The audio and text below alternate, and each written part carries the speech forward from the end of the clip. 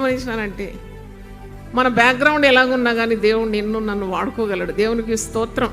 It doesn't matter from which background you are coming, but if God's eyes are on you, you will be used mightily by God. దేవునికి స్తోత్రం.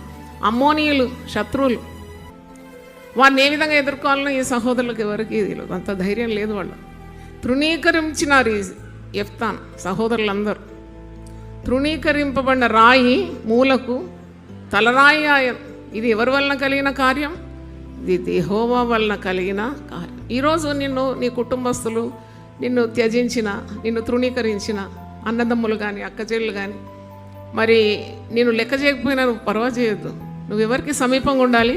దేవునికి సమీపంగా ఉంటే తగిన సమయం అందు దేవుడు నిన్ను వారికంటే హెచ్చుగా ఆశీర్వదిస్తాడు.